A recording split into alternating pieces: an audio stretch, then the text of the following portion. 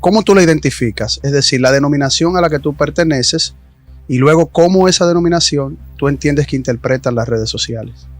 Bueno, la denominación a la que yo pertenezco, yo visito una iglesia evangélica pentecostal. Nací, me crié ahí.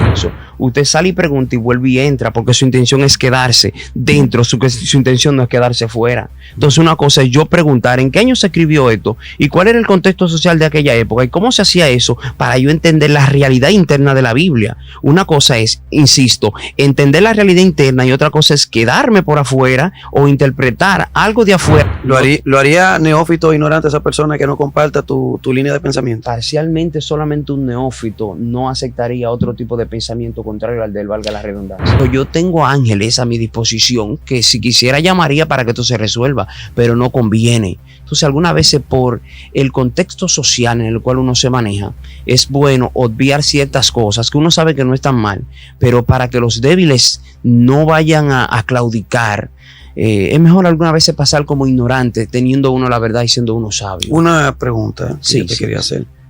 La entrevista que vas a ver a continuación pertenecía a un canal de YouTube antiguo que nosotros teníamos, esperando discreción de parte de los televidentes. Así que, sin más que hablar, disfruta de la entrevista que vas a ver a continuación.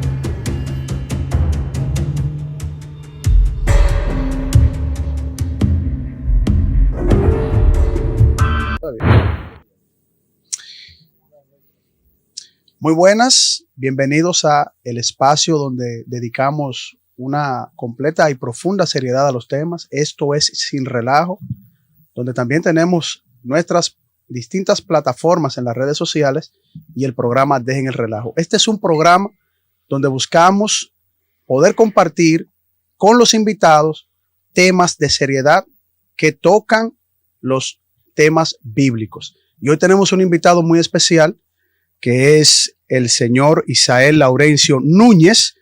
Él es profesor de nivel media, también es evangelista y profesor bíblico de la iglesia Génesis 28:17, y vamos a compartir con él un tema central que tiene que ver con el cristianismo en las redes sociales, pero también vamos a interactuar con él algunas otras preguntas de carácter general. Bienvenido, muchas gracias por participar con nosotros. Muchas gracias a ustedes, señor Veloz, y nada, encantado de estar aquí, poder compartir con ustedes. Como evangelista, ¿cuál es el propósito que tú tienes?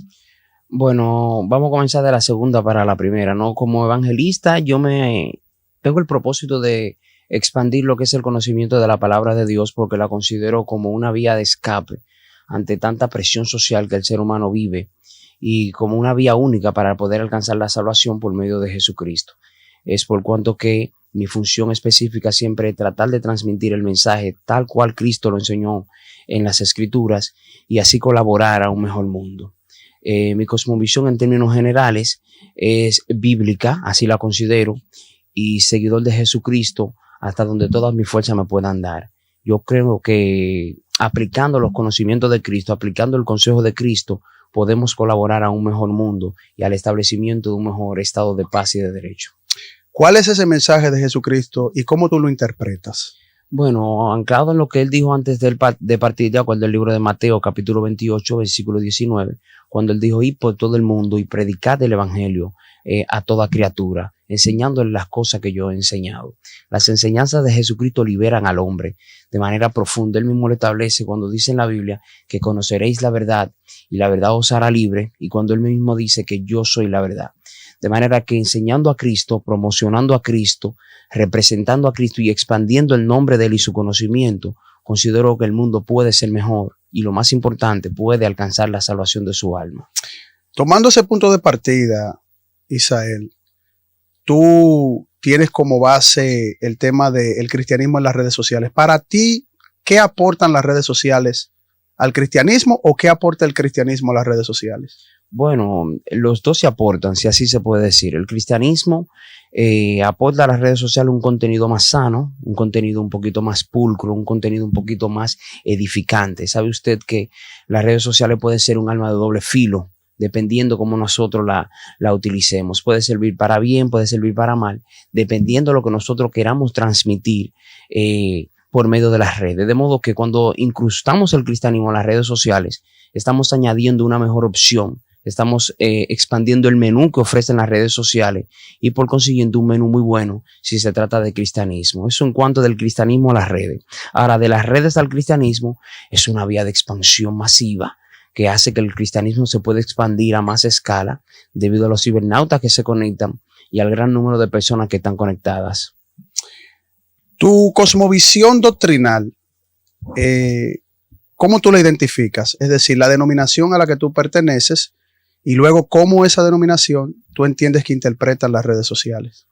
Bueno, la denominación a la que yo pertenezco, yo visito una iglesia evangélica pentecostal. Nací, me crié ahí. Entiendo que tenemos ciertos aspectos que todavía tenemos que mejorar, pero mientras tanto ahí me mantengo con una visión un poquito cosmopolita, entendiendo el mundo de una manera más abierta y dando por entendido que no tenemos como denominación la verdad totalmente absoluta. La otra pregunta que me hizo ahí mismo, ¿cuál fue? En tu cosmovisión, cómo ellos ven las redes sociales, qué opinan de las redes sociales, o sea, la cosmovisión pentecostal, y luego entonces yo te abordaré el cómo yo he percibido esa denominación en sí. Bueno, sí, perfecto. La cosmovisión de la iglesia pentecostal sobre las redes sociales ha sido parcialmente buena, porque ha contribuido a que la iglesia pentecostal crezca en número, crezca en el número de personas que la conocen a nivel mundial y ha ayudado de cierta manera lo que es la expansión del conocimiento de la gente respecto al pentecostalismo. Pero de igual forma no hemos visto en caso de que personas sin la preparación adecuada, sin el conocimiento del lugar, sin tener la formación del lugar, se insertan a las redes sociales y también afecten de manera profunda y directa lo que es la percepción que el mundo puede tener sobre la iglesia pentecostal.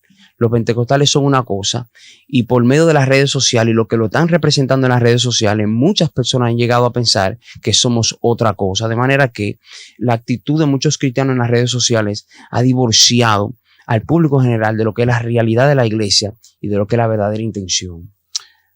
Ok, es sobre esa base que viene la siguiente pregunta. El movimiento pentecostal declara muchas cosas como negativas, sataniza muchas cosas, pero yo te siento que tú eres un pentecostal quizás sofisticado dentro de esa denominación.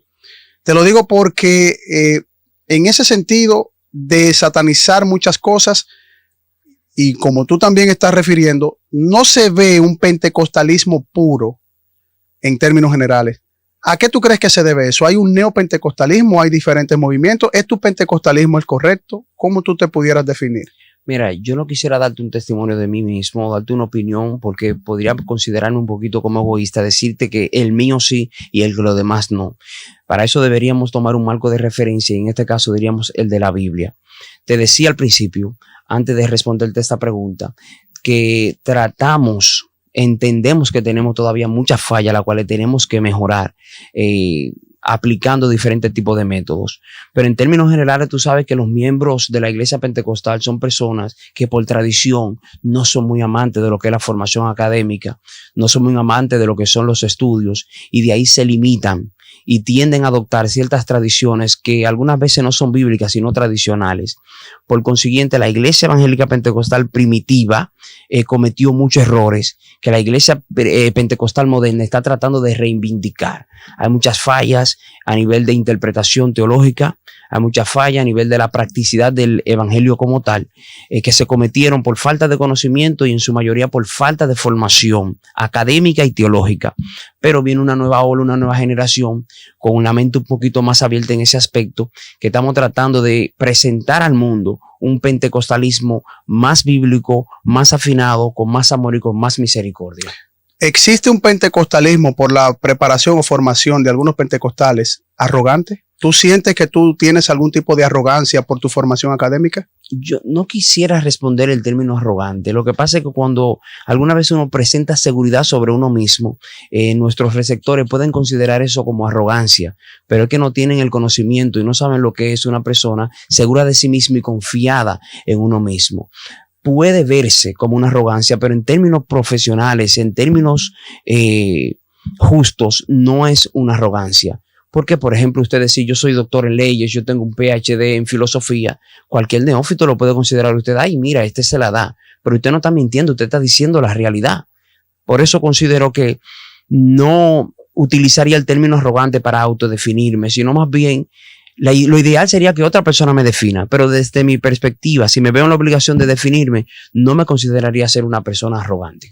¿Tú crees que cuando la Biblia sí nos define arrogantes por el hecho de que quizás una percepción personal pudiera entorpecer la percepción de otra persona hacia los que predicamos el evangelio? La Biblia cuando dice que el que se humille será exaltado y el que se exalte será humillado. Cuando nosotros no queremos ser arrogantes, destilamos arrogancia sin nosotros quererlo.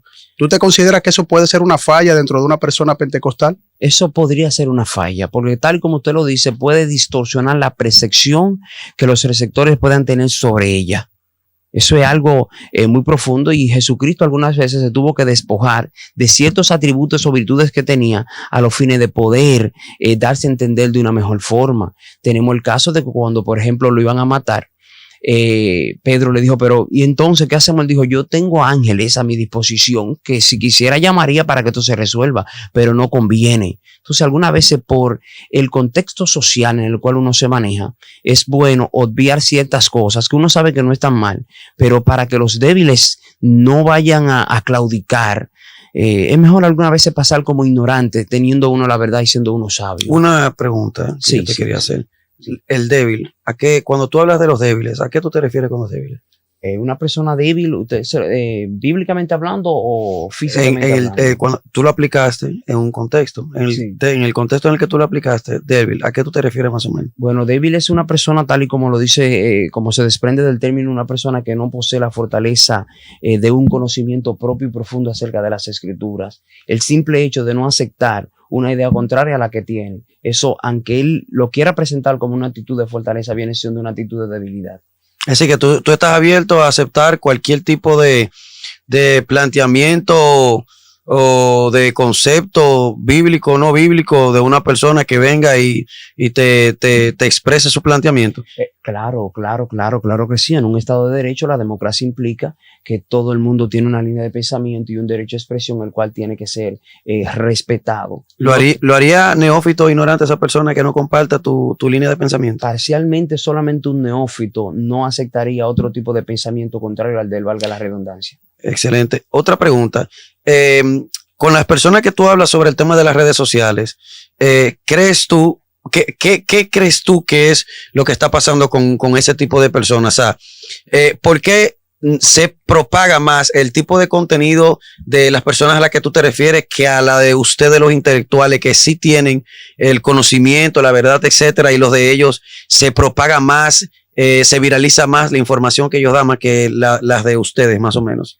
Fíjate, sin ánimo y manteniéndome distante de lo que es la arrogancia, en las universidades siempre los títulos o los reconocimientos son para los pocos.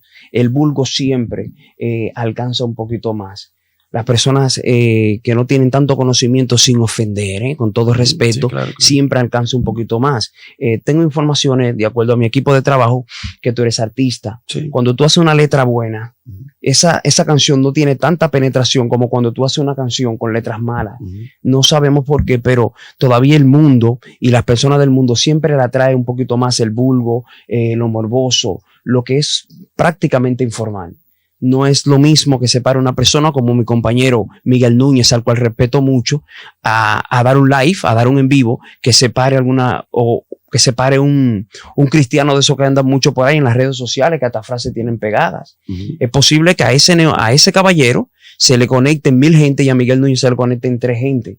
¿Por qué? Porque ellos van allá buscando alimentar un vulgo, alimentar una idea distorsionada. Y en el caso de Miguel, un caso serio, por tomar un ejemplo, respetando a las personas. ¿Tú sientes que ese tipo de personas están erradas prácticamente. Prácticamente yo no diría que erradas. No utilizaría ese término porque no quiero ofender a nadie. O sea, pero eso es todo lo que tú estás diciendo prácticamente. Considero que necesitan un poquito más de formación académica y teológica. ¿Cuál sería la formación académica y teológica que tú consideras que ellos deberían de tener? O sea, ¿cuál es la verdad que tú consideras que ellos deberían de entender? ¿Cómo ellos deberían de interpretarla para ellos estar en lo correcto y no estar haciendo ese tipo de, vamos a llamarlo, o shows o esa viralidad a base de o ridiculeces o lo que sea que los hace virales a ellos y no a ustedes?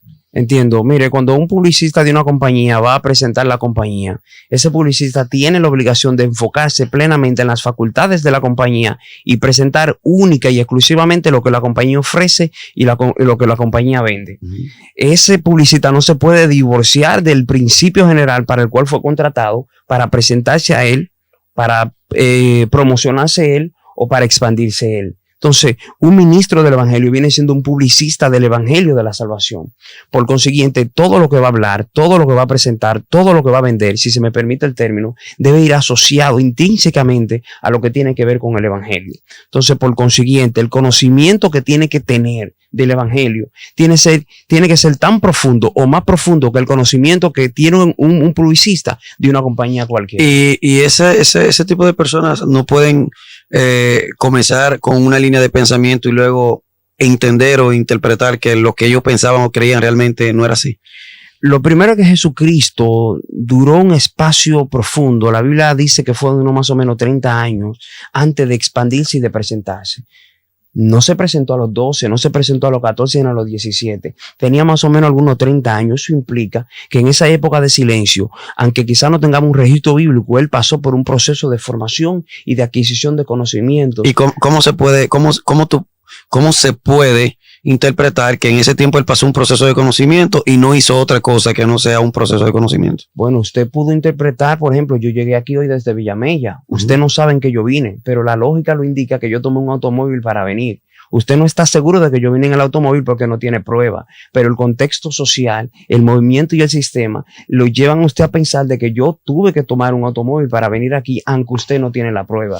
Y usted no está tan lejos de la verdad. Es cierto, yo lo tomé. Entonces, si no pasó por ese proceso, no estamos tan lejos de pensar por lo que Jesucristo pasó antes de presentarse públicamente. No, lo que pasa es que en ese caso hay una diferencia y lo digo para que el televidente pueda entender y pueda escudriñar un poquito más, leer un poquito más y aprender un poquito más de su conocimiento. Pero no es lo mismo cuando nosotros utilizamos como referencia el ejemplo que usted plantea, que es una persona que nosotros estamos aquí y nosotros nos estamos viendo y conocemos que de una u otra forma estamos aquí, estamos hablando y entiendo que usted vino aunque sea en una ave, pero en el caso de Jesús estaríamos hablando de que para eso nosotros tendríamos que entrar en un sinfín de evidencias, argumentos, nosotros tendríamos que entrar en pruebas, etcétera, para uno poder determinar qué hizo Jesús en ese tiempo. O sea, cómo el ser humano tiene la capacidad de interpretar o de hacer una hipótesis de entender qué hizo Jesús de tal tiempo a tal tiempo, si ni siquiera la Biblia lo establece. Usted que está hablando de la Biblia de hace rato. O sea, si eso es extra bíblico y usted dice que el conocimiento suyo tiene que ser meramente bíblico, absolutamente bíblico, ya usted se está saliendo ahí de la Biblia, entiendo yo. No exactamente. O hay una parte de la Biblia, es para yo saber, claro, no hay una parte de la Biblia que diga qué estaba haciendo Jesús en ese tiempo para que nosotros podamos entender y darle a entender a los televidentes dentro del contexto bíblico, que fue lo que usted dijo desde el inicio, que las personas tienen que prepararse, que Jesús pasó por un proceso de preparación y es bíblico. Sí, muy buena su intervención. Fíjese, la Biblia da una luz acerca de Jesucristo desde su nacimiento hasta los 12. Y luego hay una etapa de silencio, si así se puede decir, hasta que Él se presenta públicamente. Quizás yo ahora mismo públicamente aquí, responsablemente no lo puedo decir, que tengo una base bíblica, meramente bíblica, para afirmar que Él estaba en un proceso de conocimiento, en un proceso de formación. Ahora, si nos vamos al contexto social, extra bíblico, dígase, cuando las personas se formaban en Israel, esa línea de Jesucristo, esa línea de rabinos, en su mayoría era el proceso que adoptaban. El de Jesucristo no queda mencionado, pero los relacionados a Jesucristo, como otros maestros que existieron en la época, ese era el proceso que agotaban. Entonces, al ubicar a Cristo dentro de esa circunferencia de costumbres y tradiciones, relacionamos que Jesucristo a lo mejor pasó por ese mismo proceso. ¿Y no sería que las personas de las cuales usted habla hacen ese mismo de interpretaciones apócrifas como usted lo está haciendo? Porque ahí usted se está saliendo de la Biblia. Entonces, cuando usted se sale de la Biblia, ya usted crea una interpretación que es extra bíblica, no es bíblica. Entiendo. Entonces, esas personas que comienzan con un conocimiento bíblico, entiendo yo que hacen lo mismo que usted está haciendo ahora. Se salen, entran en libros apócrifos, comienzan en mística judía, se pasan para la cábala, comienzan a leer entre Lutero, entre el calvinismo y entre paseos, entre conocimiento y conocimiento, saliéndose de la Biblia, que al principio usted hablaba de la Biblia de manera absoluta. Sí. Y ahora ya cuando hablamos del tiempo de silencio de Jesús, ya tú te sales de la Biblia. Es decir, esas personas no puede ser dentro de la misma interpretación que tú diste con Jesús, no puede ser que ellos saliéndose de la Biblia como tú lo hiciste, ellos hayan entendido ciertas interpretaciones dentro de estudios X que ellos hayan realizado y hayan determinado que quizás lo correcto sea lo que ellos prediquen en las redes sociales y que usted no tenga la razón. No exactamente, porque para, por ejemplo, poder entender la Biblia en un contexto social y histórico, obligatoriamente los investigadores, dentro de cuyo grupo yo me integro, necesitan ver desde fuera de la Biblia qué pasó para poder entrar en la Biblia y poder interpretar de manera correcta. Claro. Entonces, cuando hablamos para esta nueva era de personas que están predicando en la Biblia y no están utilizando la Biblia como tal para hacerlo tal cual la Biblia dice, nosotros tenemos que pensar de manera clara que hay parcialmente una irresponsabilidad. ¿Por qué? Porque si no está en la Biblia, yo debo utilizar ciertas herramientas que tengo para poder asociar y llegar a una conclusión. Eso si no está en la Biblia, como la época del silencio sobre la vida de Jesús después de los 12 hasta los 30. Eso no está en la Biblia. Debo asociar conocimiento para llegar a una conclusión hipotética, no cierta del todo, porque no tengo toda la base bíblica, ¿no? Pero es cuando eso no está en la Biblia. Ahora, si está en la Biblia, yo no puedo extrapolar para presentar otra cosa que no sea. ¿Usted sabe que la mayoría de sectas y la mayoría de interpretaciones erráticas salen de ahí? De una interpretación, normalmente citando la Biblia, de un conocimiento bíblico, de ese conocimiento bíblico, para llegar a una conclusión dentro de los estudios, etcétera, etcétera, etcétera, saliendo de la Biblia, escudriñando conocimiento fuera de la Biblia, para luego, dentro de las interpretaciones, crear conceptos que al final las personas entienden y creen que esos conceptos son absolutos o que son los correctos. No, en ese caso hay que cuidarse, porque la Biblia dice en el libro de Timoteo que toda la palabra es inspirada por Dios y útil para enseñar, para redarguir, para instruir al hombre en justicia, a fin de que el hombre sea enteramente preparado para toda buena obra. Ahí me confundí un poco, porque yo quiero aprender. Sí. ¿Cómo me salgo de la Biblia y entro como tú lo hiciste? Porque hace un rato tú te saliste de la Biblia con el silencio de Jesús, sí, y entraste ahora con ese texto. Entonces, para los que nos están viendo, ¿cómo dentro de tu maestría, cómo ellos pueden saber en qué momento no hacerle caso a un texto X de la Biblia o cómo ellos pueden interpretar cuándo ellos tienen que salirse de la Biblia para estudiar algo, o cómo ellos tienen que mantenerse en la Biblia? Porque yo conozco personas, ejemplo, como Veloz, que son absolutistas con la Biblia. Veloz, ejemplo, nada de lo que te ejemplo, tú le hablas del tiempo de silencio de Jesús y Veloz no te va a hablar del tiempo de silencio de Jesús. Veloz, dentro de su pensamiento como persona, él te puede decir, bueno, yo puedo pensar tal cosa, pero yo realmente ni siquiera voy a entrar ahí porque la Biblia no me dice eso. Y Veloz se te cierra en que la Biblia no te dice eso. Entonces, en el caso de Veloz, yo no puedo interpretar que Veloz mañana va a salir con una secta o va a salir siendo un místico judío sagrado. En el caso tuyo o de usted, ¿cómo pudiésemos, cómo tú le puedes demostrar a los televidentes cómo entrar y salir? Porque ha pasado. Claro. O sea, cómo entramos y salimos, para una cosa Timoteo sí, para otra cosa la cábala no, para otra cosa la historia sí. ¿Cómo sería eso más o menos? Mire, para poder nosotros interpretar la Biblia hay 4 reglas elementales súper básicas que todo individuo necesita. Bien. Que son cuándo el texto fue escrito, por quién se escribió el texto, cuál fue el autor del texto, dónde se escribió el texto, cuál fue la razón por la cual se escribió el texto o para qué se escribió el texto. Claro. Entonces es obligatorio cuando uno es investigador y necesita entender la Biblia, que lamentablemente tenga que entrar y que tenga que salir. Okay.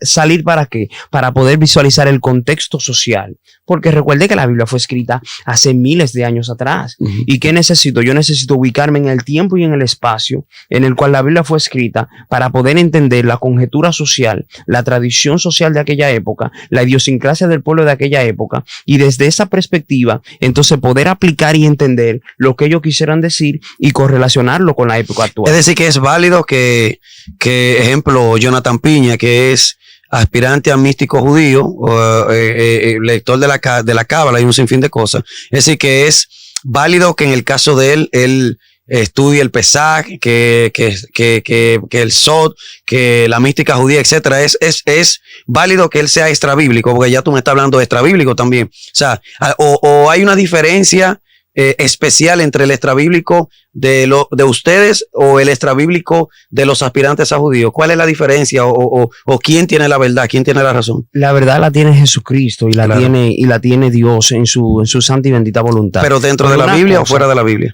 Tiene que estar dentro de la Biblia. Pero eso es lo que las preguntas mías no son para, ¿sabes? Yo me siento total y absolutamente cómodo. Excelente. Con lo que usted está preguntando. Es tratando tanto yo como los demás, porque ya esa pregunta la han hecho anteriormente en los comentarios, o sea, cómo entrar y salir, porque no puede ser que unos sí y otros no. Pero es que un ejemplo, usted tiene que, por ejemplo, si usted está trabajando en esta cabina, como lo está haciendo ahora, usted puede salir allá afuera y preguntarle, ¿cómo yo utilizo tal o cual cosa de los botones que están ahí adentro? ¿Cuál es la taxonomía para yo poder entender eso? Usted sale y pregunta y vuelve y entra, porque su intención es quedarse dentro, su intención no es quedarse fuera. Entonces una cosa es yo preguntar, ¿en qué año se escribió esto? ¿Y cuál era el contexto social de aquella época? ¿Y cómo se hacía eso para yo entender la realidad interna de la Biblia? Una cosa es, insisto, entender la realidad interna y otra cosa es quedarme por afuera o interpretar algo de afuera como más válido de lo que está dentro. Es que el detalle es que la mayoría de las,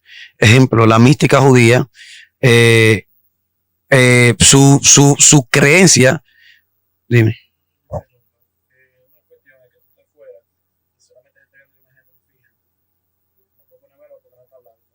Pero presta atención. Sí, estoy escuchando. Sí, no, tendré que prestar atención para ir jugando contigo, mirándolo a él. Jugando con las cámaras. Sí, tiene que. Yo entiendo. Sí, tiene que prestar atención. Para hacer el juego. Sí, claro. Sí, ya entendí, claro. Yo pensé que era que tú lo enfocabas. ¿Dónde me quedé? Ok, sigue. Entonces, en este caso, dentro de la misma mística judía, que comenzaron con un concepto como el tuyo, ¿cómo podemos, en el caso de ellos, dejarlos 100% centrado en la Biblia, si ahora mismo está de moda todo el mundo salirse de la Biblia? O sea, todo el mundo tiene sus estudios extrabíblicos, ellos tienen sus estudios extrabíblicos, tú tienes tus estudios extrabíblicos, y tú me dices, bueno, tú puedes salir de la Biblia para entrar en la Biblia, tú entiendes que tienes la razón, pero ellos fuera de la Biblia descubren otra interpretación diferente a la tuya, ellos comienzan a generar otra razón, y al final de la jornada, entonces, tú tienes la razón y ellos tienen la razón. Entonces, ¿a quién le podemos creer? Porque la gente necesita saber qué es lo que está pasando. Mire, la Biblia dice en el libro de Hechos, capítulo 4, versículo 12, y en ningún otro hay salvación, porque no hay otro nombre bajo el cielo dado a los hombres en el cual nosotros podamos ser salvos. Correcto. La Biblia dice en Juan, capítulo 14, verso 6, yo soy el camino, yo soy la verdad y yo soy la vida, y nadie viene al Padre si no es por mí. Dice la Biblia, hablando el apóstol Pablo de manera clara, que si aún un ángel del cielo viniese y nos presentase otro evangelio, el tal sea anatema. Cuando una persona toma otro asunto para llegar al Padre que no sea la Biblia, va a tener serios problemas. Pero entonces, ¿cómo entonces tú me das la interpretación del tiempo de silencio de Jesús si tú lo estás sacando fuera de la Biblia? Independientemente de que, tú te vas a un contexto histórico y tú te vas a lo social. O sea, pero es que todo el mundo saca una interpretación diferente, sea social, sea histórico, y eso es lo que ha generado todas las sectas que hay hoy en día. Porque esa historia de lo social, de salir de la Biblia de repente, es lo que tiene a todo el mundo con una religión nueva, de que todo el mundo tiene una revelación nueva o que todo el mundo por una interpretación nueva ya tiene monta una iglesia y ya tiene séquitos o monta una célula en su casa y ya mañana es pastor. Entiendo. ¿Usted sabe lo que significa la palabra cambumbo? En mi campo cambumbo era para bañarnos en mi campo. Para bañarse en su campo. Y un niño que de esta nueva era, ¿usted cree que entienda lo que significa la palabra cambumbo? Claro que no. No. Posiblemente Entonces, no. ¿qué haría ese niño para saber lo que significa la palabra cambumbo? Tendría que salir de su contexto en el cual él está, afuera, preguntar, ¿qué significa la palabra cambumbo? Ah, mira, en el campo, en aquella época, se hacía esto, se hacía lo otro, se hacía esto, y eso significa cambumbo. Entonces el niño salió de su contexto, fue allá, investigó qué significaba y volvió aquí con el conocimiento más claro, simple y únicamente. Eso es lo que necesita. No, lo que pasa es que cuando hablamos de un cambumbo, hablamos... Lo pongo como ilustración. No, yo entiendo. Hablamos de un asunto cultural. Primero, que no mezcla la salvación del alma, no mezcla la divinidad y no mezcla un asunto tan complejo como la Biblia. Por consiguiente, el dato, por ejemplo, el silencio de la época de Jesús no pone en juego la salvación absolutamente de nadie. Eso es un asunto ya para los más curiosos. No me entendiste. Ok. Expresa. Cuando tú me hablas del cambumbo, yo te puedo decir ejemplo que yo pongo en Wikipedia, el cambumbo. Pero tú como maestro bíblico, tú sabes que Wikipedia no siempre tiene la razón. No. Pero si hablamos del cambumbo, tiene la razón. Resulta más fácil en Wikipedia tú encontrar un desarrollo del cambumbo porque es algo genérico, o sea, el cambumbo. Pero normalmente cuando tú como cristiano, lector de la palabra, maestro de la palabra, utilizas ejemplo Google para buscar ejemplo los 12 años de silencio, caso hipotético, de Juan, caso hipotético, algo así al azar. Tú agarras y tú lo pones en Google y tú vas a leer las 5 búsquedas que te aparecieron. Y tú te vas a ir por esas 5 búsquedas y cuando viene a ver, tú vienes y la planteas aquí y Velo te va a decir que si tú encontraste eso en Google, que de dónde tú leíste eso.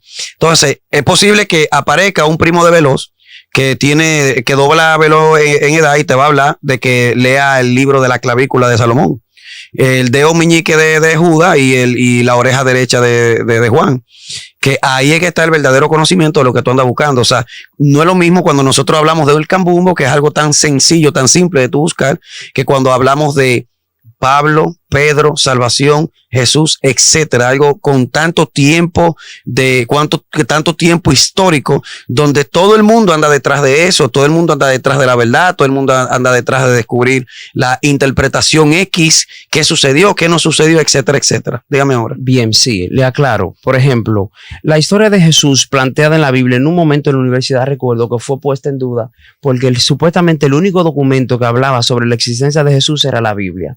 Entonces, para poder confirmar eso, tuvimos que hacer una investigación y como resultado obtuvimos que un escritor extra bíblico secular llamado Josefo habló parcialmente de un supuesto Jesús que existió en aquella época y que hizo grandes obras y grandes maravillas. Si utilizamos Josefo, ahí tendríamos que sacar Jesús milagroso. No exactamente, porque Josefo no habló desde un aspecto de vista milagroso, sino desde un aspecto de vista social, moral, comunitario, pero sí hizo mención. Sí. Y cuando hizo la mención también habló de que también tenía poderes, que la gente decía que tenía poderes cuando Josefo... Si me permite. Okay, dale.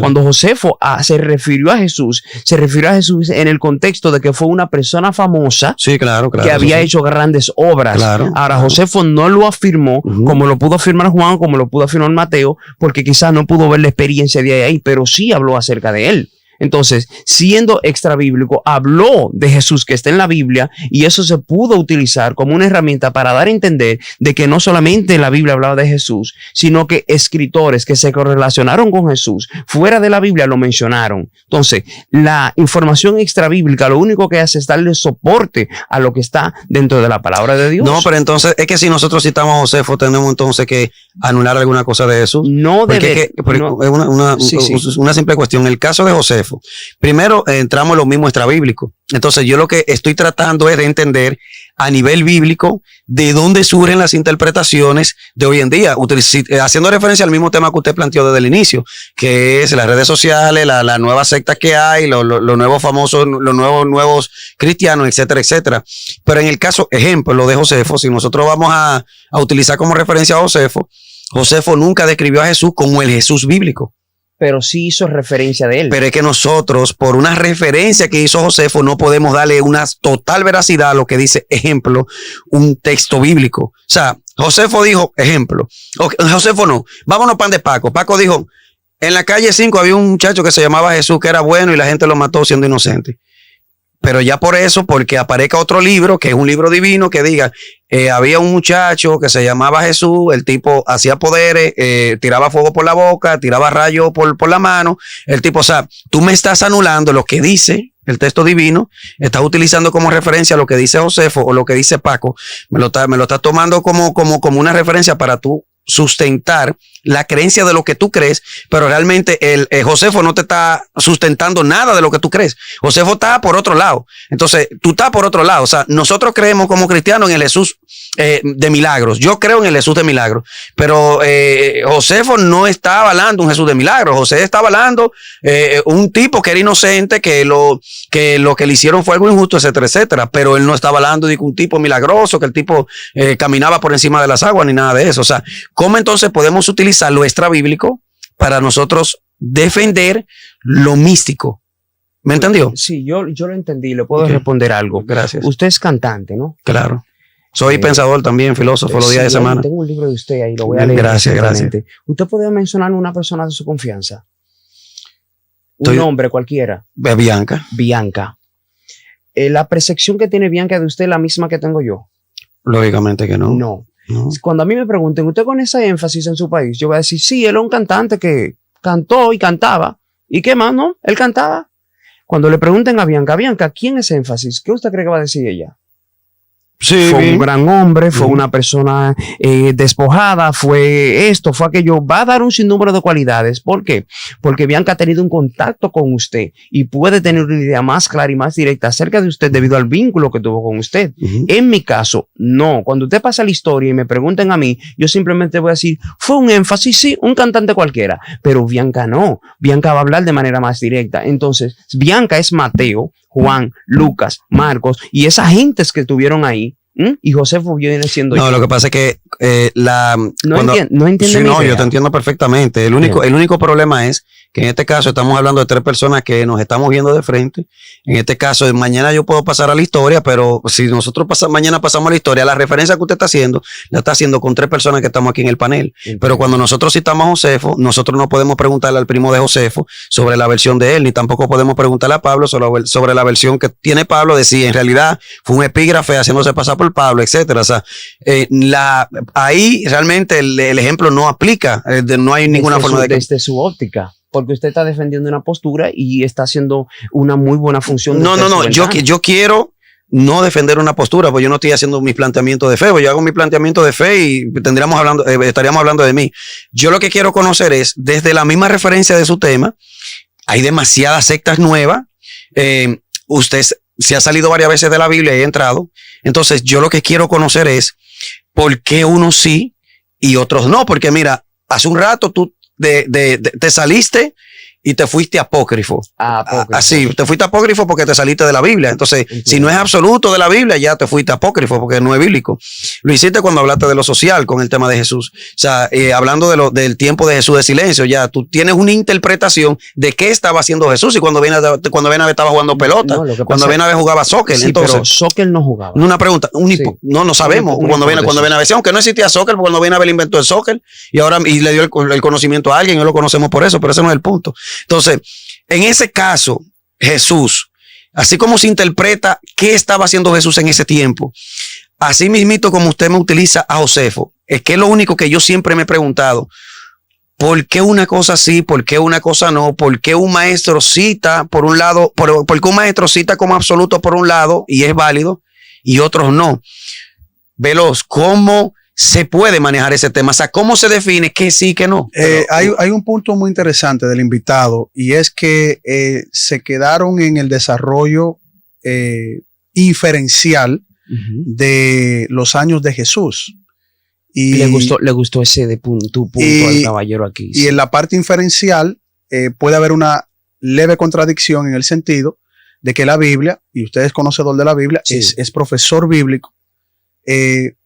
Es interesante ver cómo es que no recordó a Lucas capítulo 2 donde dice que Jesucristo crecía en conocimiento. Bien. Que los años de Jesucristo se pueden asumir desde un contexto bíblico y dar una explicación dentro del contexto bíblico y no recurrir, como dice Énfasis, que está también participando en la entrevista, en una inferencia apócrifa de un concepto que ni siquiera es bíblico, sino un concepto materialista, como los años perdidos de Jesús, que no son confiables para los ni apologistas ni evangelistas, porque eso llevaría a confusión a las demás personas cuando uno, sustentándose de la Biblia, aún sea poco y haya silencio en otras cosas, uno de lo poco tiene que aferrarse absolutamente de ella. Entonces, mi pregunta sería en ese sentido: ¿por qué un maestro de la Biblia, un profesor de la Biblia, que tiene tan buena dicción, Gracias. tiene una educación que me sorprende en el sentido de cómo yo percibo al pentecostalismo general, Claro, sí. cómo es posible que no se sustente de la misma Biblia para sustentarse de lo no bíblico? Sí, muy buena su alocución. Fíjese, usted ha visto, por ejemplo, programas del mismo pastor Miguel Núñez, ¿no? Usted ha visto cómo él hace peso de la Biblia utilizando fragmentaciones de la misma ciencia.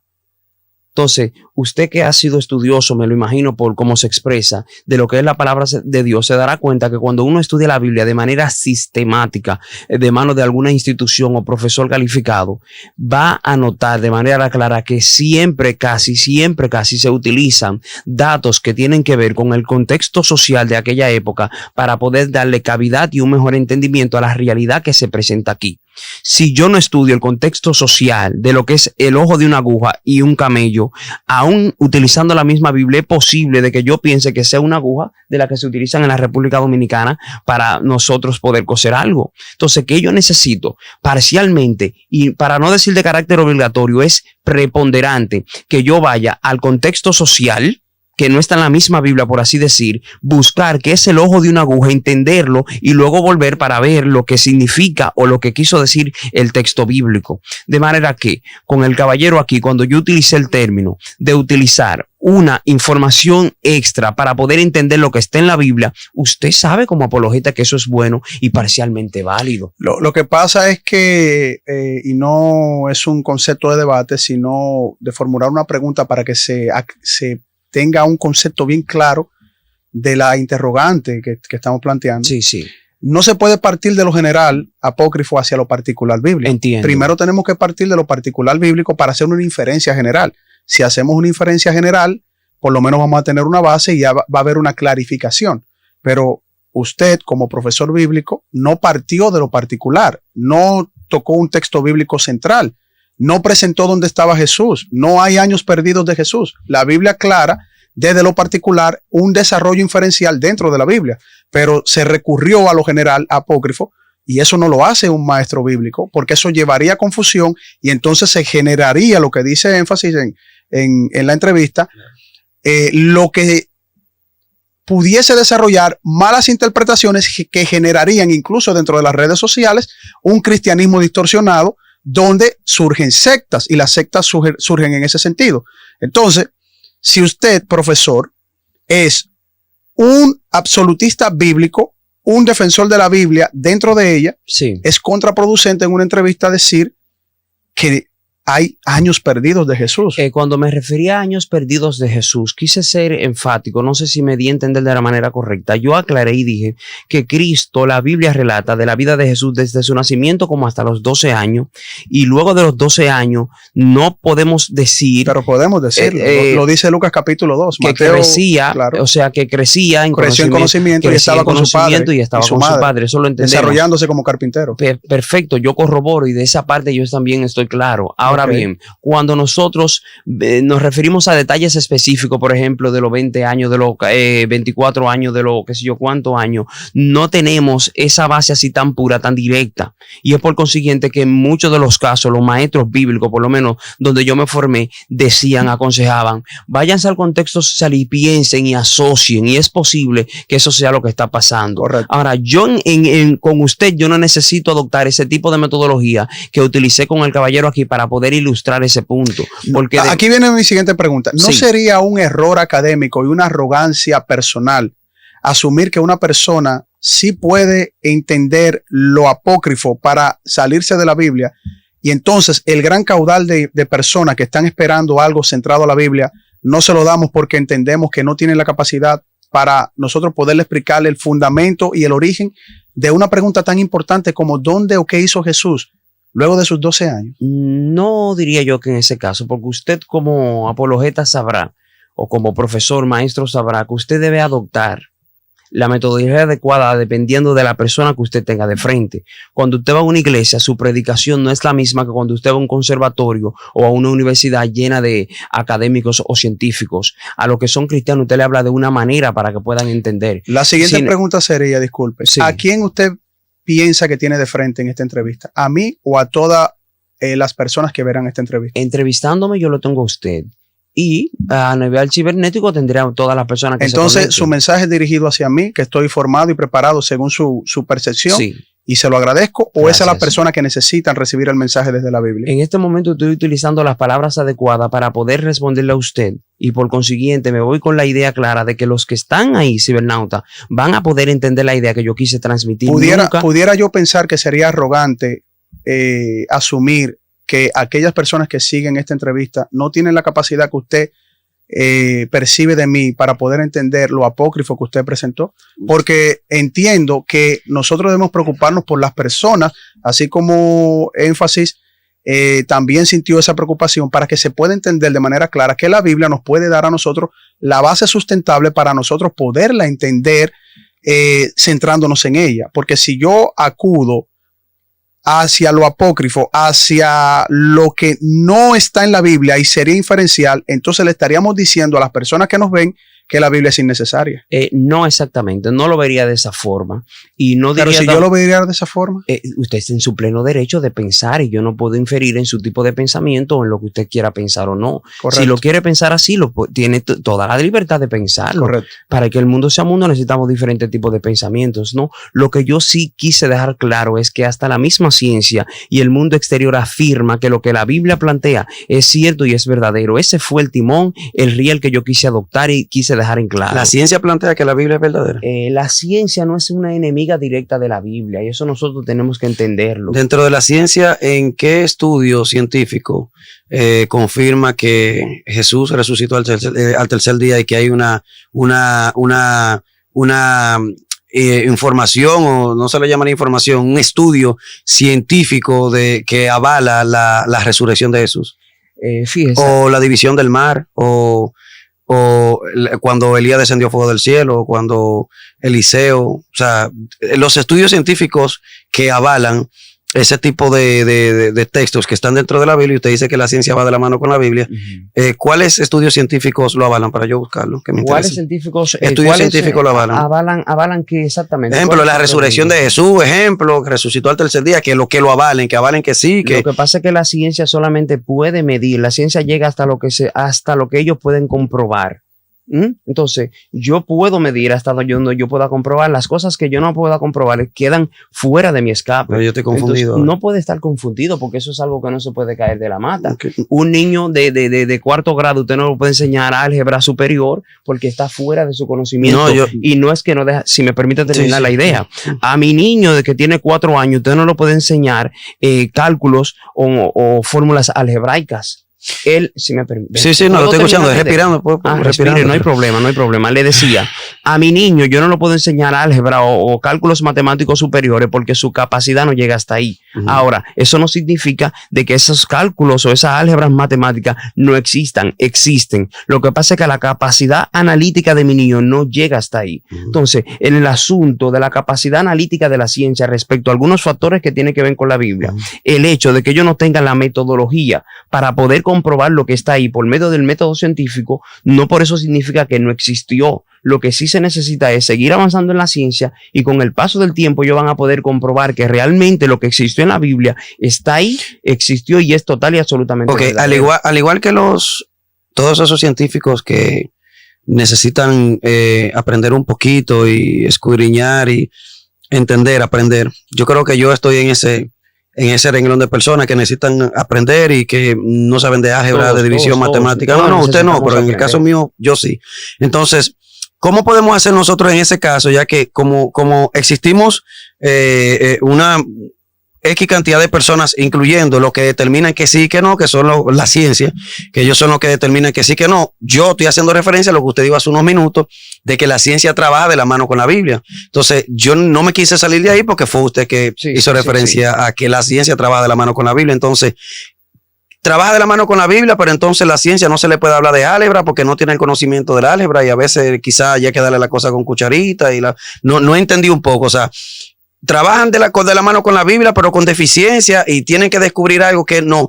Estoy un poco confundido, explíqueme. La Biblia es la Biblia y sigue siendo la Biblia, infalible en ella misma. Estoy de acuerdo. Ahora bien, el hecho de que la ciencia sol del día de hoy todavía no tenga la metodología adecuada para poder afirmar lo que existe en la Biblia y lo que hay en la Biblia, no por eso podemos decir que lo que está en la Biblia no existe, no fue real. Recuerde algo. ¿Tú crees en la existencia de los extraterrestres? En la existencia de los extraterrestres. Toda persona que no viva dentro del planeta Tierra es extraterrestre, por consiguiente existen, pero no desde su óptica del área 51 o algo parecido. Un ángel viene siendo un ser extraterrestre porque no pertenece a la ¿No pueden existir los marcianos? ¿Perdón? Los marcianos. ¿Tú crees que existen los marcianos así como desde la óptica de cómo nos la pintan? Que tú sabes que a veces en la película siempre nos pintan cosas que cuando se tornan bíblicas y apocalípticas, entonces el cristiano normalmente siempre dice, míralo ahí, lo estaban vendiendo en Hollywood y así pasó. O sea, ¿tú crees que existen los marcianos? La imaginación del hombre es una máquina que no tiene fin. Entonces el hombre siempre tiende a crear un sinnúmero de cosas y a crearlas y a considerarlas como, a materializarlas a los fines de poder verlas. Entonces la imaginación del hombre nunca tendrá fin. ¿Y no tendría también la ciencia que tener esa suficiente imaginación para creer en la resurrección de una persona que resucitó al tercer día y ascendió al cielo? Mira, y otra persona que dividió el mar, que científicamente eso es completamente imposible. Usted que citó el método científico. Sí. O sea, entonces el 80% de la humanidad tiene que creer que una persona dividió el mar y tiene que creer que otro descendió fuego del cielo. Tiene que creer, ejemplo, que Jesús levantó a Lázaro, o sea, cosas que son científicamente imposibles. O sea, haría a una persona ignorante no creer en lo que dice la Biblia cuando la Biblia escribe historias de ese tipo.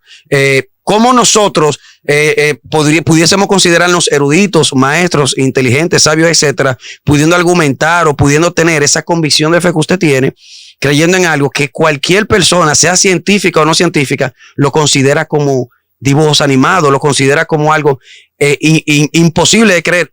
Citando la ciencia que ha descubierto todo. Nosotros todo lo que tenemos hoy va de la mano de la ciencia. Entonces, para una cosa la ciencia sí, y para la otra no. Ojo, yo soy cristiano y creo en Cristo, pero creo por creencia. Entonces, ¿cómo nosotros podemos quitarle peso para una cosa a la ciencia y para otra cosa a la ciencia le falta álgebra? O sea, estoy un poco confundido. O sea, tiene la ciencia que calarse y aceptar y entender que Moisés dividió el mar, o sin pruebas históricas de la existencia de Moisés, tiene la prueba que simplemente entender que existió porque la Biblia lo dice. Lo que yo no entiendo para mí es imposible. Lo que tú no entiendes para ti. Sí, y me estoy poniendo claro. Lo que yo no entiendo para mí es imposible y eso no puede ser. Y hasta que yo no entienda cómo sucede, para mí eso es imposible. Ese que pueden existir los marcianos también. Eso es lo que le pasa eso es imposible. Voy para allá. Eso es lo que le pasa a la ciencia con la Biblia. Lo que yo no entiendo, lo que yo no puedo demostrar, para mí es imposible. Aunque para el resto del mundo sí sea posible. Es el caso del mismo la Biblia con el caso de Tomás. Cuando Tomás le dijeron Jesús resucitó, está vivo. Él dijo, yo eso no lo puedo creer. Para Tomás era imposible hasta que lo pudo ver con sus propios ojos y hasta que lo pudo comprobar. Entonces, la ciencia, por así decir, se cohíbe y se niega a creer lo que no puede comprobar. Y hasta que no lo compruebe, no lo va a tener como cierto. Y está mal eso. Está mal eso. Bueno, mira, dice la Biblia de manera clara en el libro de Juan, capítulo 3, versículo 17, que Dios envió a su Hijo al mundo no para condenar al mundo, sino para salvarlo, para que todo aquel que en él cree no se pierda. Entonces, el que cree está bien y el que no cree está mal. La Biblia está ahí. Si usted cree, bien por usted. Si no cree, mal por usted. ¿Te puedo hacer una pregunta, sinceridad? La que usted quiera. Me siento cómodo aquí. Ah, bien. Me gusta. No, porque me gusta porque aquí no hay algarabía y uno puede aclarar sus dudas. ¿Sabe qué? Yo conozco un joven de la iglesia. Eso yo lo veía imposible. Y ese muchacho decía que él podía caminar encima del agua. En la iglesia nadie le creía. yo siempre he creído, me imagino que usted cree lo mismo, que es imposible que una persona camine por encima del agua, porque yo creo que solo Jesús Un sistema de gravedad. puede que hacerlo. se puso hacia abajo. O sea, pero ¿puede una persona, por medio de la fe o por lo que sea, caminar por encima del agua? Humanamente, sí. Humanamente hablando, la Biblia da registro de que fue Jesucristo. Parece que de por sí una persona como usted y yo no puede, entiendo yo. Bueno, mira, la Biblia dice que los que creen en él mayores cosas harán que... Es decir, que si yo te digo a ti que esa persona delante de nosotros caminó por encima del agua, ¿tú me lo creerías? A usted. Sí. Real, tú puedes decir si no. No, también lo usa ser una persona seria. Es posible que si viene de la boca de usted yo lo pueda creer. Es decir, que usted me pudiese creer que yo le diga que una persona caminó por encima del agua. Creo que usted se puede inventar una cosa así, muchísimo menos cuando veo su postura al hacerme las preguntas. Está bien interesante. Eso está bien interesante. Eso me respondió algo bien. Yo lo que veo, disculpe, Sí. Siguiendo el hilo de las preguntas y cómo ustedes han desarrollado el tema, de hecho lo han profundizado hasta en el punto de los inventos que se pueden dar en las redes sociales, porque el tema central es las redes sociales. Sí, perfecto. Esos inventos también que tienen que ver con la parte del desarrollo del método científico. Paréntesis, aunque sea algo imposible, que tú dijiste hace un rato que para la ciencia lo imposible, dijiste hace un rato, no quería tocar ese tema, pero dijiste hace un rato que hablaba sobre lo imposible. Aunque sea imposible para nosotros caminar por encima del agua, que hiciste referencia, como quiera tú me creerías. Es que hay cosas que la ciencia, insisto, existen y la ciencia todavía no lo puede demostrar. Pero porque no lo puede demostrar no significa que no existan. ¿Tú entendiste? Por ejemplo, Sí, claro. eso Sí, está claro. Por ejemplo, usted considera que lo más rápido que hay es la velocidad de la luz y que la luz es lo más rápido que hay. Sin embargo, para nosotros determinar que existe luz, tiene que haber primero oscuridad. ¿Se da cuenta? De manera que lo que es más rápido realmente no viene siendo la luz, sino que la oscuridad viene siendo más rápido que la luz, porque la luz, para yo saber que la luz llegó, tiene que haber un aclarando.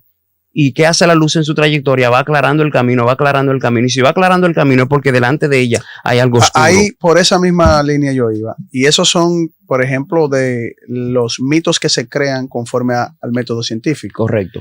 Porque hay personas que dicen que, por ejemplo, la oscuridad está ahí creada para que haya velocidad de la luz, pero eso no es lo que dice la ciencia. Eso es interpretación. Entiendo, Lo que sí, él dijo. eso sería una interpretación. Una ilustración. O Una una ilustración, exactamente. Ilustración interpretativa, porque, bueno, pero no me traía. Pero la pregunta es que si habiendo metodologías, por lo menos para uno sustentar una fe histórica, Sí. en el término de la ciencia, usted había dicho que en un principio tenemos la ciencia como una herramienta para demostrar que Jesús resucitó entre los muertos, caminó sobre las aguas, en el término de la metodología misma. Por eso énfasis le pregunta qué parte de la ciencia, dentro de la metodología dura del proceso del método científico, puede demostrar incluso que Jesús caminó sobre las aguas, y luego usted se contradice y dice que no, pero realmente la metodología que parte de una parte de la ciencia es la metodología histórica de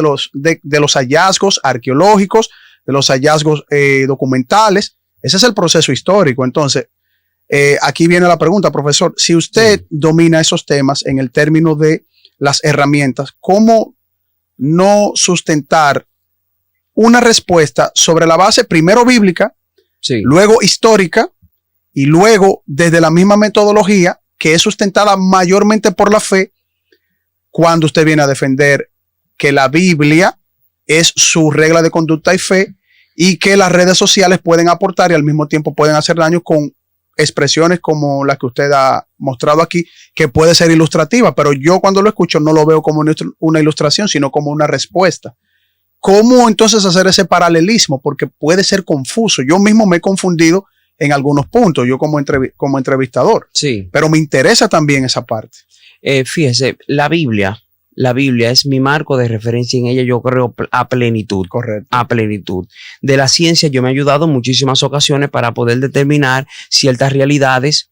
Ahora, lo que la ciencia no puede demostrar no significa que yo no lo crea porque está en la Biblia.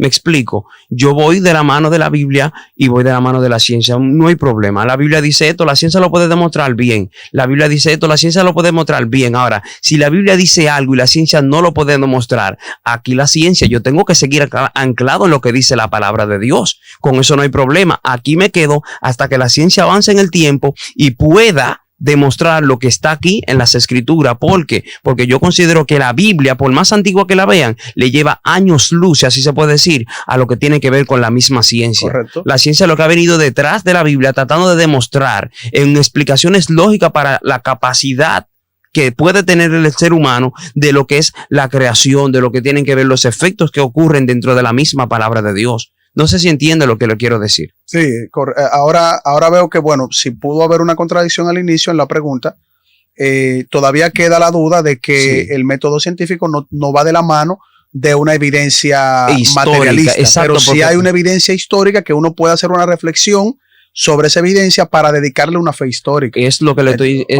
Yo había entendido otra cosa y creo que Énfasis había entendido otra cosa claro, también. Una preguntita. Sí. Pero quedó claro ese punto. En ese punto hay una metodología, pero se le dedica por fe. Se le dedica por fe. Sí, y fe, vuelvo, insisto, no es la Biblia que tiene que demostrar lo que está en la ciencia. Es la ciencia, si ellos quieren descubrir y entender de manera humanamente posible lo que está en la Biblia, es que tienen que hacer sus diligencias. Eso es apócrifo ahí también. Usted está lo mismo que dijimos al principio. O sea, usted está entrando y saliendo de la Biblia. No entrando y saliendo. Lo que estoy aclarando de manera y que quede claro para usted, para la audiencia y todo el pueblo que pueda ver esto, es que yo creo firmemente, si así se puede decir, no quiero sonar muy metódico, pero creo ciegamente en lo que dice la palabra de Dios. Y si la ciencia no me puede demostrar algo que está en la palabra de Dios, no me pongo en duda. Sigo anclado ahí. Correcto. Y cuando ellos lo puedan demostrar, bienvenido sea, pero mientras tanto sigo creyendo. Excelente, sí.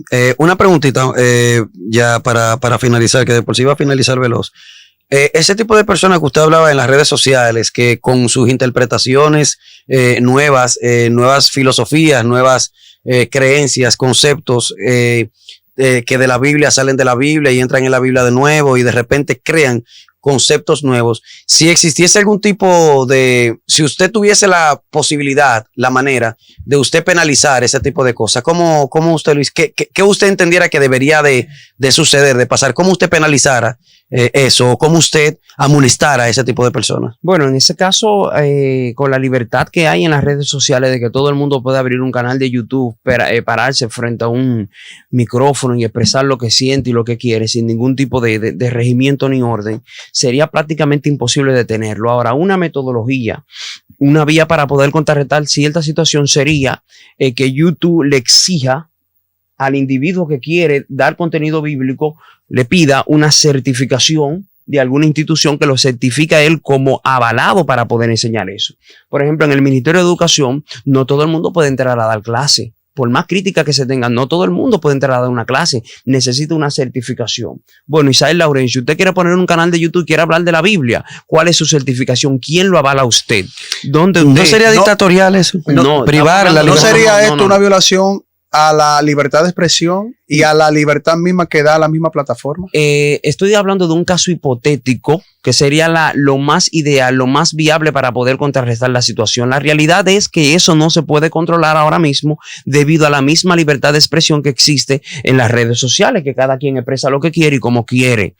Si nos vamos en ese riel, es casi imposible poder detenerlo porque cada quien lo hace como quiere. Claro. Ahora, ¿qué solución habría para poder contrarrestar cierta situación? Aplicar la metodología que ya expliqué, que ya dije, de tener que pedir a una persona un aval, una certificación que realmente notifique que esa persona está preparada para poder presentar ese caso. Eso fuese, ya que usted cree en la Biblia plenamente, eso sí. Fuese como relata la Biblia sobre el sello de la bestia.